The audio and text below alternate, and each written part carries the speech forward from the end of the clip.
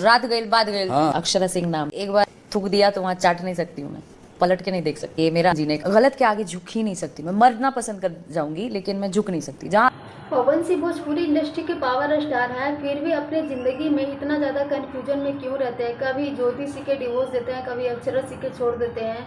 मतलब अभी तक उनको ये समझ में नहीं आ रहा है कि आखिर मेरी ज़िंदगी में मेरी पत्नी बनने लायक, मेरी अर्धांगिनी, मेरे साथ मेरी जीवन साथी बनने लायक आखिर कौन है। कभी शराब पी करके मोनिका मिश्रा से उनको प्यार हो जाता है, भोजपुरी के हर एक हीरोइन से उनको प्यार ही हो जाता है। अभी देख सकते हैं कि अक्षरा सिंह जब से पवन सिंह की टीम में नज़र आई है उसके बाद से पूरे फैन, बस एक ही कमेंट आ रहा है पवन सिंह के सारे फैन का कि अब पवन सिंह और अक्षरा सिंह एक होंगे, दोनों की होगी शादी और डिवोर्स देंगे ज्योति सिंह के। नमस्कार दोस्तों, राधे राधे। आई होप आप सब अच्छे होंगे, मस्त होंगे, स्वस्थ होंगे। अगर चैनल पर नया है तो चैनल सब्सक्राइब करके एक प्यारा सा लाइक में जरूर करें। इसी पे अक्षरा सिंह का कहना है कि जहां अक्षरा एक बार थूक देती है वहां दोबारा चाटने नहीं जाती है, यानी अब कभी भी अक्षरा सिंह पवन सिंह के ज़िंदगी में लौट के नहीं आने वाली है।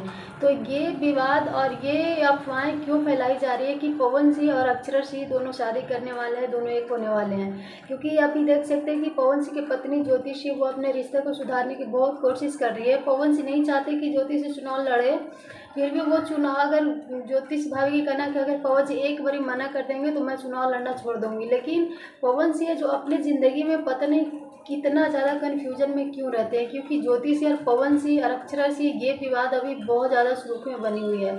वैसे आप अपना राय जरूर दीजिएगा कि क्या आप अभी भी पवन सिंह और अक्षरा सिंह के एक साथ पति पत्नी के रूप में देखना चाहते हैं। कमेंट सेक्शन में जरूर बताएं। Thank you.